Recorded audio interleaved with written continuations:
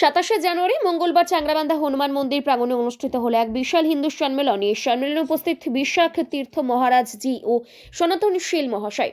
এই সম্মেলনে সহস্র কণ্ঠে গীতা পাঠ ও হনুমান চালিসা পাঠের আয়োজন করা হয়েছিল। শেষে সকলের জন্য প্রসাদের ব্যবস্থা করা হয়েছিল। কি বললেন শুভময় ঘোষ ও বিশাখ তীর্থ মহারাজ জি, শুনে নিন।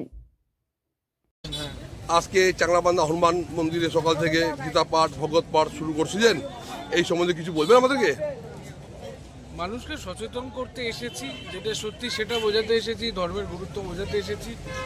কতটা নিয়েছে জানি না, আমি আমার চেষ্টা করেছি। আজকে অনুষ্ঠান কেমন ছিল মহারাজ? লোক তো ছিল, শুনছিল, যখন বলা ধরলাম তখন তোকে উঠে তেমন গেছে আমার মনে হয় না। এর থেকে তো বলা যেতে পারে সফল। তা এই আজকের এই অনুষ্ঠান দিয়ে কি বার্তা দিবেন এলাকা মানুষকে আপনি? বার্তা দেবো, হিন্দু হিন্দু একও, নাহলে কপালে শনি আছে। মানে যদি এক্সটেন্ডেড বাংলাদেশ না করতে চাও, এই এক্সটেন্ডেড খুরাসান প্রদেশ না করতে চাও, তাহলে যেটা সত্যি সেটা করো। যেটা গীতায় লেখা আছে, তোমরা দুলে দুলে পড়ছিলে, সেগুলোকে প্র্যাকটিক্যাল করো। কি নাম মহারাজ আপনার? আমার নাম বিশাখানন্দ তীর্থ। ধন্যবাদ। সময় বাবু, আজকে আপনাদের হনুমান মন্দির পাশে সকাল দিয়ে গীতা পাঠ হনুমান চল্লিশা হয়েছিল, এখানে খিচুড়ি প্রসাদ বিতরণ হচ্ছে।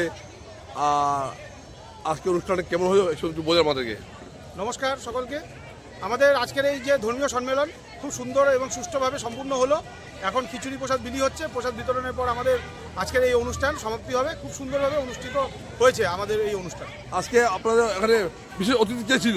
আমাদের আজকে বিশেষ অতিথি ছিল আমাদের রাষ্ট্রীয় স্বয়ংসেবক সংঘের বিভাগ প্রচারক মাননীয় সনাতনশীল মহাশয়, এবং উপস্থিত ছিল বিশাখানন্দ তীর্থ মহারাজ। তো অনুষ্ঠান সকাল কটার সময় শুরু হলো? অনুষ্ঠান আমাদের ঠিক বেলা 11টায় ভজন কীর্তনের মাধ্যমে আমাদের আজকের এই অনুষ্ঠান শুরু হয়েছে। ভজন কীর্তনের পর গীতা পাঠ হয়েছে।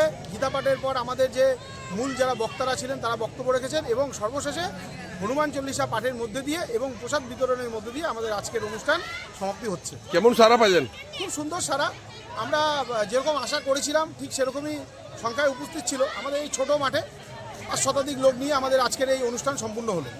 আগামী দিনে অনুষ্ঠান আরও হবেন? হ্যাঁ, অবশ্যই। আমাদের সংঘের তরফ থেকে এবং বিভিন্ন আমাদের যত ধর্মীয় কার্যক্রম একের পর এক থাকবেই আমাদের। আপনার নাম? আমার নাম শুভময় ঘোষ। আমি এই হিন্দু সম্মেলন সমিতির একজন সদস্য। ধন্যবাদ আপনাকে।